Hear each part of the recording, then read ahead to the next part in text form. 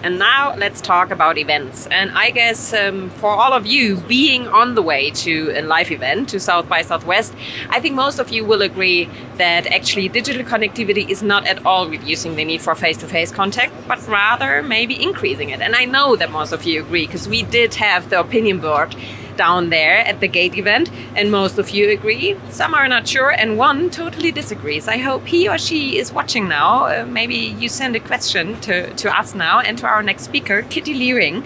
She is a pro in events. And must know what the future of events are, having played an important role in establishing events such as the Spin Award, TEDx Women and Picnic Festival. And she's as well a curator of unconventional business events that sit on the crossroads between technology, science and innovation. And on the one hand, and design, art and humanities. And at the moment, she's working at the Future of Food and is doing a convention for that as well, and is working on the program for the Me Convention. That is a collaboration between Mercedes and the South by Southwest that will take place in Frankfurt this year as well. So, Kitty Leering, events are dead? Question mark. Well, we'll see about that. Thank you very much, Johanna. And hi, everybody in the camera. It is a bit of a weird situation here, so excuse me for being a bit awkward here. But I first want to thank the Lufthansa FlyingLab team for having me and giving me the opportunity to share my thoughts about next-gen events. And doing that in a plane on 35,000 feet altitude definitely adds to the dimension, I can tell you that. As Johanna just explained, I have been working in the business events industry for a long time, and it has taken me all over the world, and I've been working on some of the most amazing gatherings. So I really love my job. What I don't really love is going to events myself. I'm just not really hardwired to go into a room full of strangers and work the room. I instead tend to quietly just slip in, get one of those really awful cup of coffees, and try to be really, really busy with my phone just to mask my awkwardness. I'm always very relieved when the stuffy conference room finally opens up and I can direct my attention to the stage or to this outrageous carpet here in the picture. But often only to be disappointed by the talk, because mostly I've already heard the talk or read about the topic online. And the speaker often never really adds to the content with new insights or new approaches. So at the end of the event, I feel a bit depleted, having a feeling that I've wasted my time, which is always a bit of a pity. And I first thought I was the only one that felt this way, but apparently there are quite a lot of people that feel this way. So maybe some of you can relate. And although that is a very comforting thought that I'm not the only one, I do think it should be different with business events. So during the next 10 minutes, I would like to share some ideas of how I think that next-gen events could be. And no, I don't think we will go all virtual. I actually think that it will be way more human, warm and fuzzy and way more fun.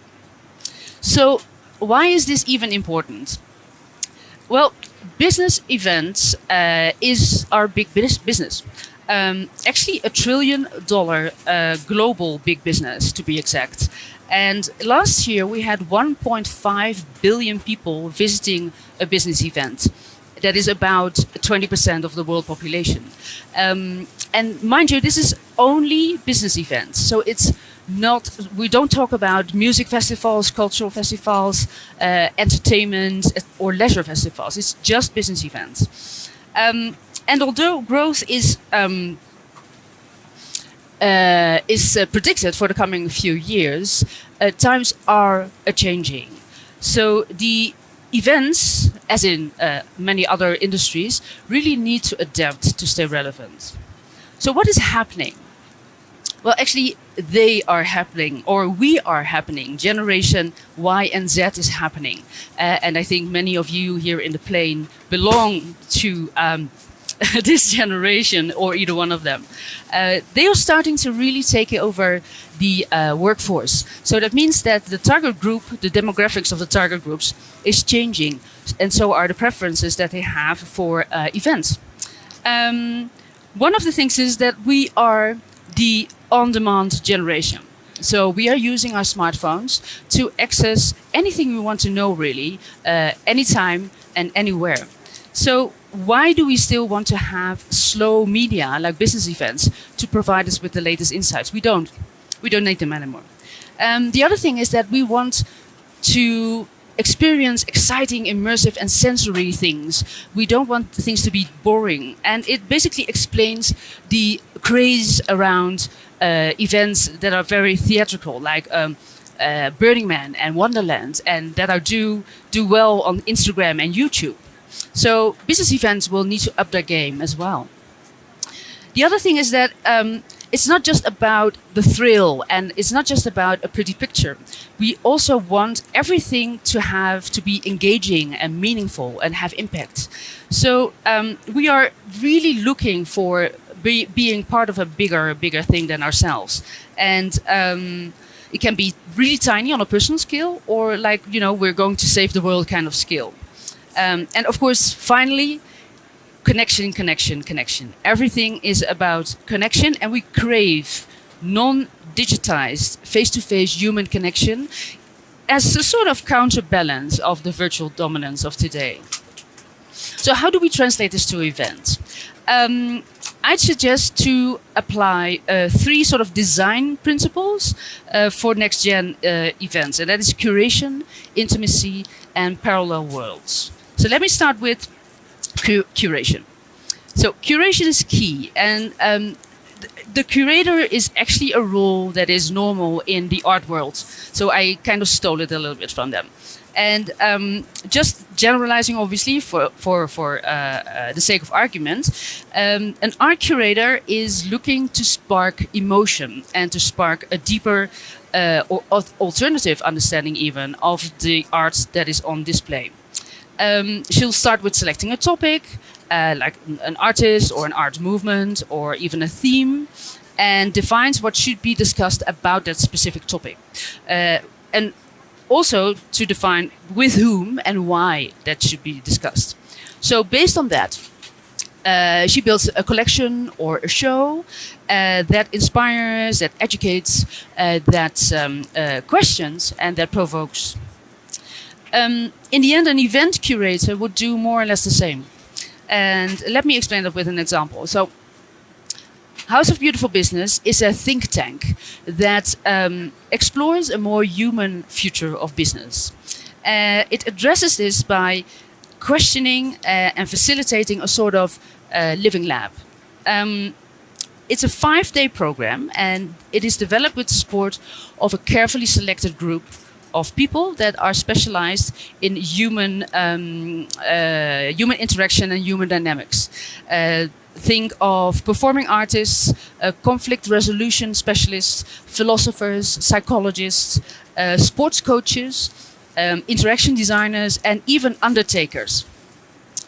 The event curators apply their combined insights to create a unique program of social experiments, and all aim towards one mission, and that mission is to develop strategies for a human future of work. The residents of the house are equally selected and curated. In that way, the event organizers manage to control the audience a little bit and for optimal engagement and commitment. And the program carefully builds up. So they start by first establishing connections and trust between all the residents of the house. They do that on a personal level. So they're not going to talk immediately about work. They try to delve up the deeper personal interest of people and how they connect to each other on that deeper personal level. So for instance, they have a wine tasting where each glass comes with a question that needs to be asked for to another stranger, and you only get a new glass when you have done that. In the end, the tasting is like 5 different wines, so at the end of the tasting, you have connected with 5 different people, obviously getting easier per glass. And it even works for me. So, I mean, as a very awkward networker, that was already perfect. So having established a trusted environment, the other days were dedicated to improving human-to-human interaction with, for instance, Socratic conversation techniques, to increase intuitive strengths through dance, music, and blindfolded dinners, and to increase empathy by reversed role play, for instance. The result of this curated approach is a very tight-knit global community of change makers who actively stay and interact with each other year-round and are dedicated to the house's mission, which is basically lead change towards a more human business. The other thing is design for intimacy. That was the second one. So the idea of putting thousands of people in a room and then just wait for serendipity to work its magic has dominated events for years and years. But organizers are expected to facilitate these connections much more in the future. So let me demonstrate with another example. So in 2016, I worked for an event concept for the opening of the Student Hotel, a new hotel in Amsterdam. Inspiration was found from the peaceful bed-in of John Lennon and Yoko Ono in 1969, and Bed Talks was born. I will show you what it is. Bed Talks, not TED Talks. Looks a little bit like that. We invited 80 people to have a conversation with someone they did not know, on a bed, in a hotel room, with the audience just sitting around on cushions. There was no moderation. The talks were not scripted, and there were no PowerPoints. So everything was set in place to have an authentic conversation. The selection and matching of the people seemed quite at random. Like this 93-year-old resistance fighter from World War II, and one of the leading social advertising people in the Netherlands. But there were 2 common denominators. Everybody worked on something to make the world a better place, an initiative, a project, something. And all had an innate curiosity to hear other people's stories. So it worked like crazy. Speakers and audiences connected directly and immediately, sitting so close to each other. It was hard not to, obviously. And around a topic that touched them all. Often the conversations continued after the session, and there were even some initiatives and projects that followed from these connections. So Bed Talks basically fulfilled events participants' growing desire for non-mediated and meaningful connections. So the last one is create a parallel world. Well, this one might seem a bit frivolous, but it's actually really important to tie everything together. Let me explain. So we as human beings thrive as a species because we are so well equipped to adjust to our environment. And one of our methods is to create shared assumptions and rules of conduct for every context we're in. This is easy and very efficient because everybody knows what they're talking about, what to expect, etc., etc.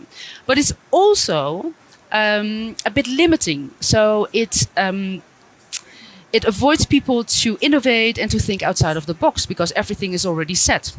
So creating a temporary world that disconnects the audience from those kinds of known contexts basically helps to open up a blank mental canvas that allows for playful experiment and failure and is not limited by any convention. So Thought for Food Foundation was set up in 2011 as an answer to one of the world's most pressing challenges, and that is how to sustainably feed 9 billion people in 2050. A challenge that was further exacerbated by an aging industry stuck in entrenched ways of thinking. And although the sector was in dire need of fresh thinking that could help drive new innovation, they didn't succeed in attracting young talent. So what if we could mash up reality a bit and take the glamour and glory of Silicon Valley and showbiz to create a more exciting world of food and agriculture? It was an audacious idea, but one that turned out to be spot on. So, but it's not as easy as just pasting some glitter and glamour, on a very unassuming event. What determined the success was what we call intentional design. So everything in the TFF world is designed to evoke something and to amplify a desired output. So we work with a team of young designers, video producers, spatial designers, visual artists, DJs, etc., to create a world that would sometimes be intimate and reflective when teaching skills and working on personal development with coaches and mentors. Sometimes it would be mind-blowing and inspirational as a backdrop for speakers that we had from space travel, from the arts, from speculative designs, and of course from food and agri itself. And sometimes it would be energizing and celebratory. For instance, the morning rave that we would start the second day to get everybody energized and in a high-spirited mood.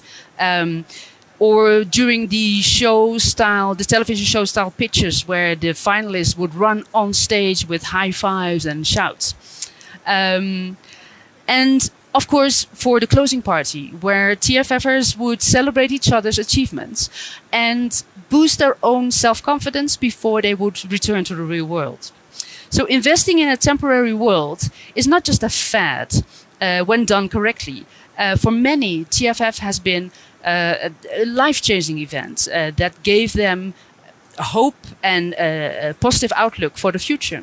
There were 40 startups built that are still trying to build out their business today. And a lot of internship and employment came from TFF, where big companies connected with young talent.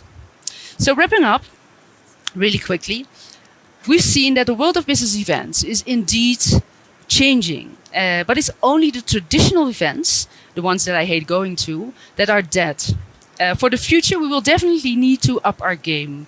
But I think if we do that, events will only become more relevant in this time of digitization. So if you really are into creating a relationship with your target group that is really engaging, meaningful, and impactful, then ask yourself how you would apply the 3 design principles of curation design and creating parallel worlds. So dare to go further, dare to experiment, and to stretch your audience to the limit to get the best results. I would say, long live events, enjoy the ride. Thank you. So thank you very much for that interesting insights. I think I lose a few words now to our environment where we are now. Because Yeah, exactly. I think while you were presenting, there were a lot going on in the background. We are pretty much next to the flight attendant. So if you have a delicious cake on your tray now, it comes from here. So that's why there was so much background noise. There was a tray falling down and you hear the clicking sounds and stuff. Yeah, I got a bit distracted because of the food. And exactly. stuff. So there was much food getting out. But now, when we're finished, you can have the cake as well. Just to explain why it's a bit, if you hear the noises, they're coming from there, or if you see the speakers being a bit irritated, it's because of the surrounding. So, but thanks, Kitty, for that. You said that some festivals are, very special occasions and events. To be photographed and stuff, and that is used for the event of the future. Would you say that's a trend that goes on, like the offbeat event locations that are very interesting? Yeah, absolutely. So events will be more focused on really providing a very new and exciting experience. Yeah. And the venue will only be more and more important for that. And would you call it as well a form of Instagrammability? I don't know. If you plan your events, do you sometimes say, that's a good background for a photo that people will share? Do you plan that? Yes, we do plan that because people really want to share their experiences that they have. And it is really something that people expect. Yeah. So even if you don't have it, you will see, especially the younger generation, go about with their phone, just looking for places that they can Instagram. So I think it is part of the whole experience for people to be in this, new world where they can find exciting new things and open up their minds to new ideas.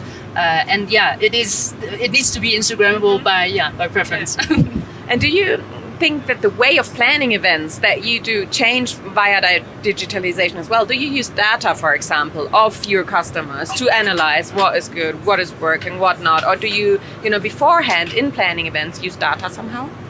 Yeah, we are not doing a lot of that data analysis, but there are events that are really, really good at that. So, for instance, Web Summit, which takes place in, I think it's Lisbon these days, they have a really detailed analysis of their clients, their guests, what they want, what they find interesting, where they went to, who they talked to, etc., etc. And based on that, they basically design the whole program, which is amazing. But I must also say Web Summit is an event of 30,000 people, a little bit like South by Southwest in a certain sense.